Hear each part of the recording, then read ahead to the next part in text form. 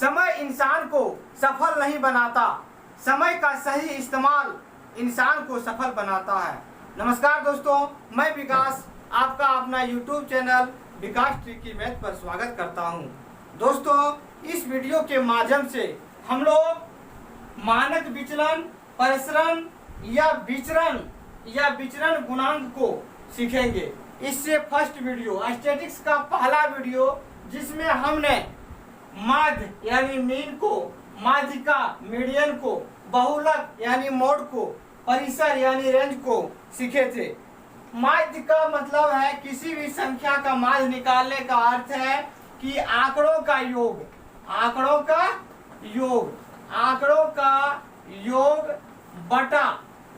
बटा क्या करना है, आंकड़ों की संख्या, आंकड़ों का योग बटा आंकड़ों की संख्या ही क्या कहलाता है, माध्य कहलाता है। और मीडियन में क्या बोले थे कि जो आंकड़ा में जो संख्या दिया रहेगा उसको पहले आरोही क्रम या अवरोही क्रम में सजाएंगे। फिर यदि आंकड़ों में दी गई संख्या की संख्या विषम हो तो बीच वाला पद ही क्या कहलाता है, माध्यिका कहलाती है। और बहुलक में बोले जो अधिक बार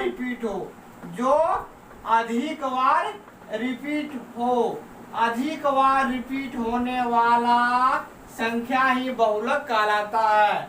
और परिसर में क्या करना है दोस्तों, परिसर मतलब है उच्चतम मान घटा न्यूनतम मान, यानी सबसे बड़ा वैल्यू में घटा देना है सबसे छोटा वैल्यू।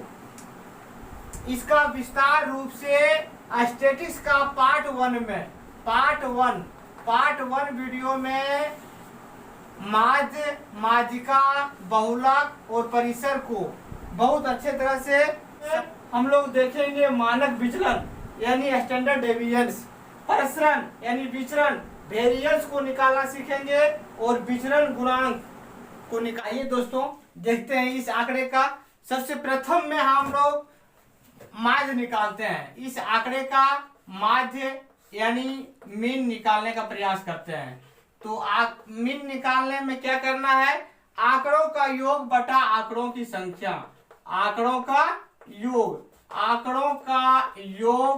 बटा आंकड़ों की संख्या, तो आंकड़ों का योग सबसे पहला निकालना है।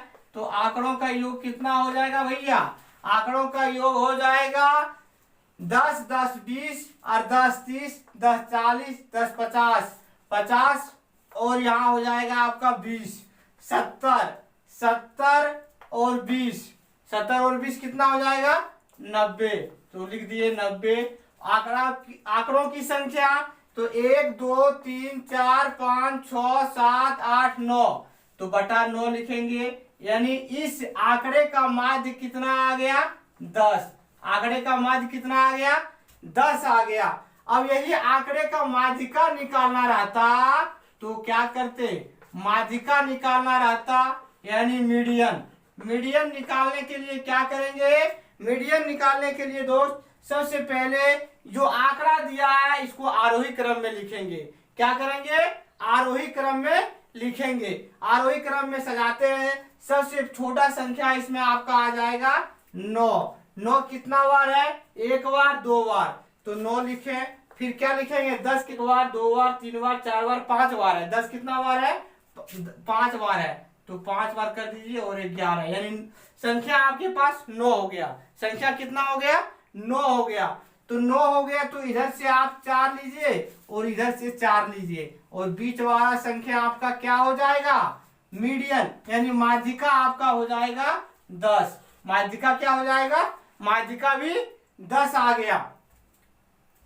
अब यदि इसी का मोड निकालना रहता यानी बहुलक निकालना रहता, क्या निकालना रहता, बहुलक यानी मोड निकालना रहता, तो क्या बोले थे, बहुलक मीन्स होता है कि जो आंकड़े में अधिक बार रिपीट हो। तो इसमें अधिक बार रिपीट कौन सा संख्या है, अधिक बार रिपीट आपका 10 है। 10 आपका 5 बार रिपीट है, यानी बहुलक भी इसका 10 आ गया, माध्य भी 10 आ गया, मीडियन भी 10 आ गया और बहुलक भी 10 आ गया। और यदि इसी आंकड़े का परिसर पूछता, परिसर यानी रेंज, परिसर यानी रेंज पूछता, तो क्या करते, उच्चतम मान घटा न्यूनतम मान। तो सबसे हाईएस्ट मान आपका 11 है, यानी उच्चतम मान घटा न्यूनतम मान, यानी सबसे छोटा मान कौन सा है, 9 है, यानी इसका अंतर यानी 2। इसका परिसर कितना आया था, 2। तो दोस्तों इस प्रश्न के माध्यम से माध्य, माध्यिका, बहुलक और परिसर को सीखें। और इसी प्रश्न में यदि हमको मानक विचलन निकालना रहता, स्टैंडर्ड डेविएंस, तो कैसे निकालते। तो मानक विचलन निकालने के लिए आपको सर्वप्रथम, मानक विचलन निकालने के लिए सर्वप्रथम आपको माध्य निकालना होगा। मानक विचलन निकालने के लिए सबसे पहले आपको क्या करना होगा दोस्त, माध्य निकालना होगा। तो अभी माध्य कितना निकाले थे, 10, तो 10 लिख दिए। माध्य कितना निकाले थे, 10, तो 10 लिख दिए। अब ध्यान पूर्वक समझने का प्रयास कीजिए, क्योंकि ये रेलवे का फेवरेट क्वेश्चन है। इस मानक विचलन से आपको प्रश्न रहता ही रहता है। तो मानक विचलन निकालने के लिए आप मानक विचलन निकाल रहे हैं, तो मानक विचलन निकालने के लिए आपको कुछ नहीं करना है, रूट अंडर आपका जो माध्य है, माध्य को दिए गए आंकड़े की संख्या से घटाएंगे। तो 10 में 10 घटाएं, कितना आया, 0। इसका स्क्वायर करते जाना है। क्या करेंगे, स्क्वायर करेंगे, फिर प्लस, फिर 10 में 10 घटाए तो फिर 0, यानी फिर 0 का स्क्वायर, फिर 10 में 9 घटाए तो कितना आएगा, 1, तो फिर 1 का स्क्वायर किए, फिर 10 में 10 घटाए तो फिर 0, यानी 0 का स्क्वायर, फिर 10 में 10 घटाए यानी 0, तो 0 का स्क्वायर, प्लस 10 में घटाएंगे 11 तो कितना आएगा दोस्त, -1, तो -1 का स्क्वायर, फिर क्या 10 में घटाएंगे 10 तो फिर 0 का स्क्वायर, फिर क्या करेंगे 10 में घटाएंगे 11 को यानी -1 का स्क्वायर, फिर प्लस 10 में 9 घटाएंगे यानी 1 का स्क्वायर, बटा में आपको क्या करना है, कितना संख्या है ये, 1 2 3 4 5 6 7 8 9, तो बटा में 9 लिख देना है। अब कुछ नहीं करना है आपको। अब यहाँ ध्यान पूर्वक समझिए, ये 0 का स्क्वायर तो 0 ही होगा, -1 का स्क्वायर करिए या 1 का स्क्वायर करिए 1 ही होगा, यानी किसी भी नेगेटिव संख्या यानी माइनस वाली संख्या को यदि हम स्क्वायर निकालेंगे तो वो 2 बार आपस में गुना होके क्या आ जाता है, प्लस में आ जाता है, यानी 1 और 1 2 3 और 1 4, तो 4/9, यानी इस संख्या का स्टैंडर्ड डेविएंस कितना हो गया, 4/9। 4 का वर्गमूल आपका 2 हो गया और 9 का वर्गमूल 3। आप लोग को लगा होगा कि बहुत समय लग गया, फिर से इसको शॉर्ट में देखते हैं कि कैसे इसको बनाते हैं। कुछ नहीं करना है, सबसे प्रथम में आपको क्या करना है, मानक विचलन निकालने के लिए माध्य निकालेंगे, तो माध्य 10 आ गया, फिर रूट अंडर डालेंगे, फिर यहाँ पर देख रहे हैं कि 0 का स्क्वायर, 10 में 10 घटाएंगे 0, तो 0 का स्क्वायर करिए या नहीं करिए कोई अंतर नहीं पड़ेगा, फिर 10 में 10 घटाए तो फिर 0, 10 में 9 घटाए तो 1, तो 1 का स्क्वायर भी कितना होगा, 1 ही होगा, फिर 10 में 10 घटाए 0, फिर 10 में 10 घटाएंगे 0, 10 में 11 घटाएंगे तो -1 का स्क्वायर करेंगे तो कितना होगा, 1 ही होगा, फिर 10 में 10 घटाए तो 0, फिर 10 में 11 घटाए तो कितना होगा, 1, कितना होगा -1, यानी -1 का स्क्वायर करेंगे तो 1 ही आएगा, प्लस 10 में 9 घटाएंगे यानी 1 बटा टोटल संख्या कितना है 9, तो यहाँ 9 लिख दिए, यानी आपके पास 1 2 3 4 रूट अंडर 4/9, यानी आपके पास संख्या 2/3 आ गई। ये दोस्त देखते हैं इस प्रश्न को, जो RRB RPF SI 10 जनवरी 2019 को पूछा गया था। 11 7 10 13 9 का मानक विचलन यानी स्टैंडर्ड डेविएंस निकालना है। तो सबसे पहले मानक विचलन निकालने के लिए क्या करेंगे, माध्य निकालेंगे, दिए गए आंकड़े का माध्य निकालेंगे। तो माध्य बराबर होता है आंकड़ों का योग बटा आंकड़ों की संख्या। तो आंकड़ों का आप योग करिए, 11 और 7 18, 18 और 7 कितना, 11 7 18, 18 और 10 28, 28 और 10 करेंगे तो 38 और 3 41 और 9, कितना हो जाएगा 50। तो लिख दिए 50। कितना संख्या है 1 2 3 4 5, तो 5 से डिवाइड कर दिए यानी माध्य कितना आ गया 10 आ गया, तो 10 लिख दिए। अब हमको चाहिए मानक विचलन, तो लिखेंगे मानक विचलन निकालने के लिए रूट अंडर डाल देंगे। क्या डाल देंगे, सबसे पहले आप जो माध्य है माध्य को संख्या में घटाइए, घटाने के बाद उसका स्क्वायर करना है।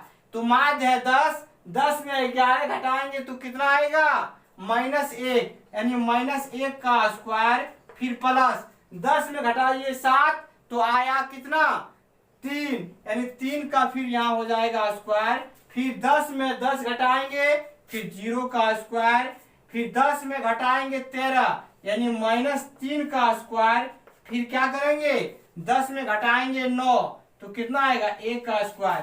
टोटल कितना आ गया भैया 1 2 3 4 5, यानी बटा में 5 लिख दिए।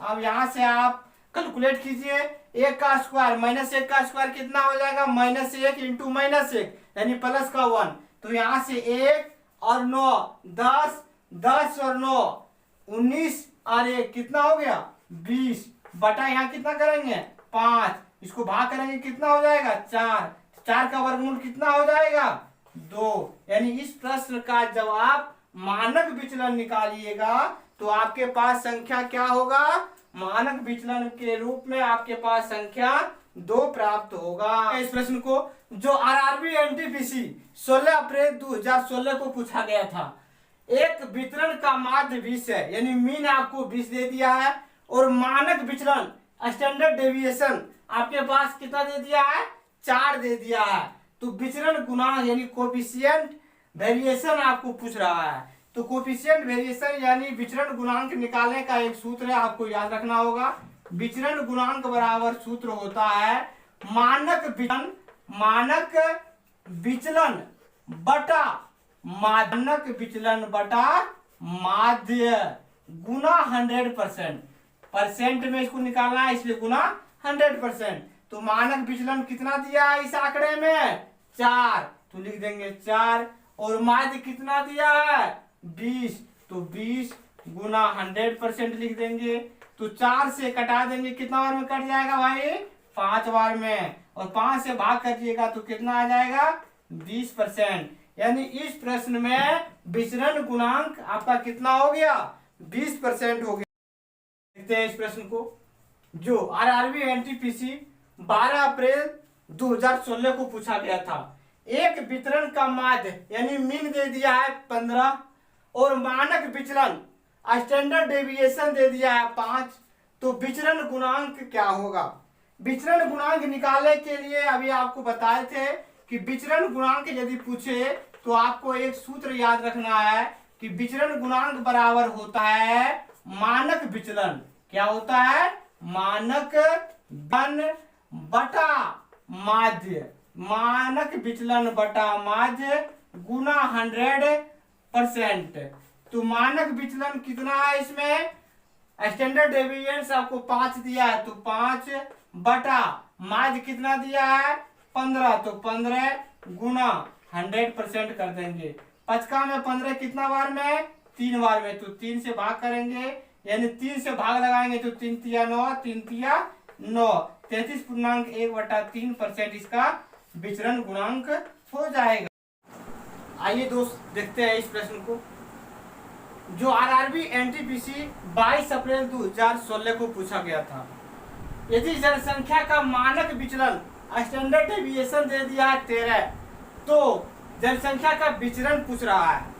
विचरण पूछे, क्या पूछे विचरण पूछे, प्रसार पूछे या प्रसरण पूछे, तो आपको याद रखना है विचरण चरण कितने होते हैं, हम लोग को कितने चरण हैं 2 चरण हैं।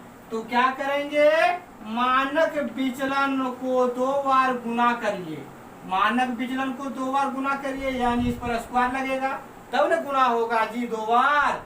तो चरण कितने हैं 2, तो याद रखिएगा 2 बार आपस में गुना करेंगे तो विचरण बोले, प्रसार बोले या प्रसरण बोले, तीनों एक ही चीज है, तीनों सेम है।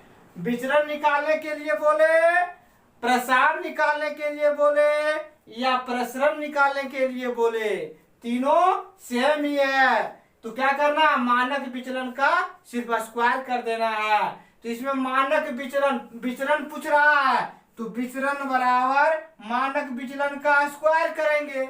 तो मानक विचलन कितना दिया है, 13, यानी 13 का स्क्वायर कितना हो जाएगा, 169 आपका आंसर हो जाएगा। यदि मान लिए कि मानक विचलन दे देता आपको, मानक विचलन 19 दे दिया, मानक विचलन 19 दे दिया और आपसे पूछे कि प्रसरण कितना होगा, प्रसरण कितना होगा, तो आप क्या करिएगा, क्या करेंगे भाई, प्रसरण निकालने के लिए क्या बोले थे कि प्रसरण बोले, विचरण बोले या प्रसार बोले, मानक विचलन का क्या करना है, स्क्वायर कर देना है। यानी चरण कितने होते हैं, 2 होते हैं, तो आपस में क्या करेंगे, 2 बार गुना कर देंगे, यानी 19 का स्क्वायर करेंगे तो आ जाएगा 361।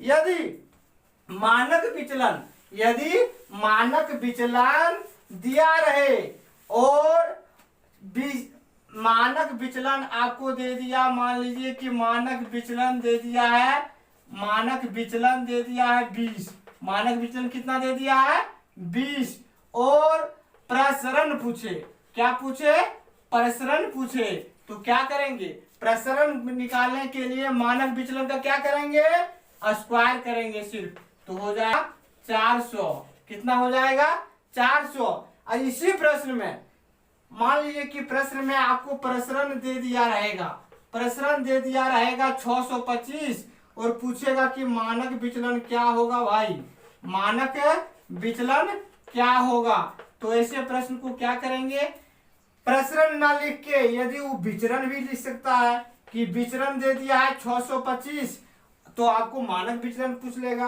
तो क्या करेंगे, अभी जब इसका स्क्वायर होता है, प्रसरण बराबर, अभी क्या बताए थे कि प्रसरण बराबर होता है मानक विचलन का स्क्वायर होता है, मानक विचलन का स्क्वायर होता है। इधर का जब स्क्वायर हटेगा तो इधर क्या आएगा, रूट अंडर चढ़ेगा, यानी इसका जो है मानक विचलन निकालने के लिए रूट अंडर क्या करना होगा, प्रसरण करना होगा, यानी प्रसरण करेंगे तो रूट अंडर प्रसरण यानी 625, यानी इसका आंसर कितना हो जाएगा 625 का वर्गमूल।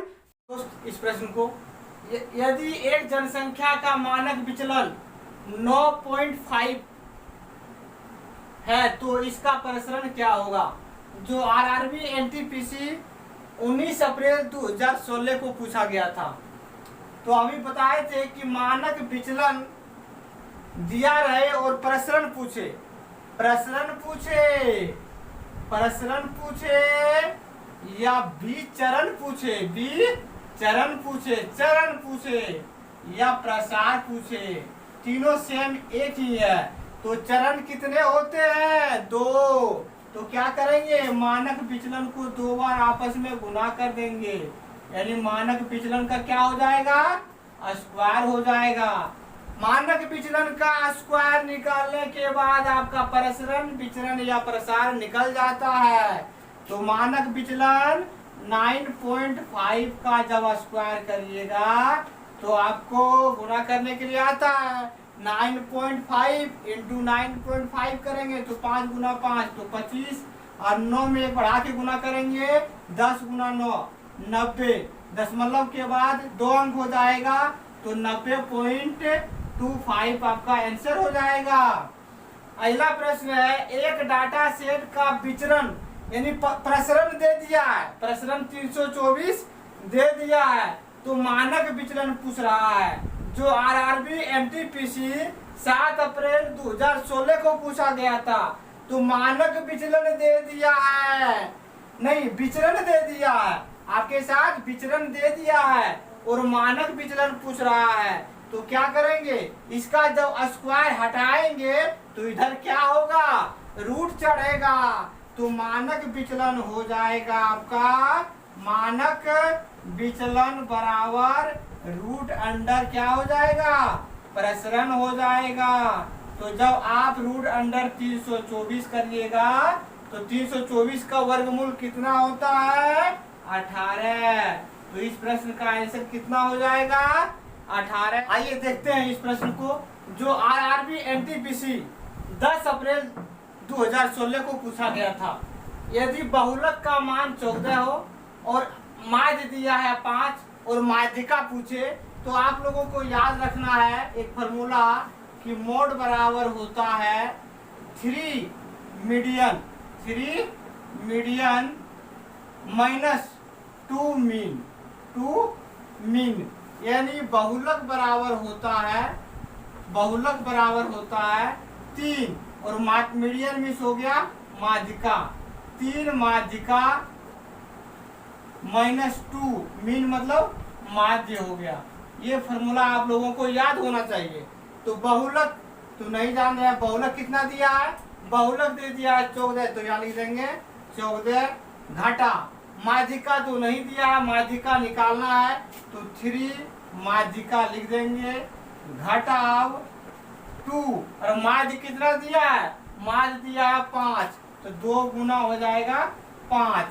तो आपके पास यहाँ हो जाएगा 3 माध्यिका बराबर 2 पचे 10। इधर है माइनस में 10, तो बराबर किधर आएगा? क्या होगा? प्लस में 10 हो जाएगा। तो 14 और 10 हो जाएगा 24। यानी आपके पास मीडियन यानी माध्यिका कितना आ गया? जिनका में 24 कितना बार में कट जाएगा? 8 बार में। यानी इस प्रश्न का जो माध्यिका होगा वो 8 होगा। यानी इस प्रश्न को बनाने के लिए ये आपको सूत्र याद होना चाहिए, बहुलक बराबर 3 माध्यिका माइनस 2 माध्य। आशा करता हूँ आप लोगों को ये वीडियो अच्छा लगा होगा। यदि अच्छा लगा हो तो लाइक एवं सब्सक्राइब कीजिए एवं अपने दोस्तों के साथ शेयर कीजिए। जय हिंद दोस्तों, मिलते हैं नेक्स्ट वीडियो में।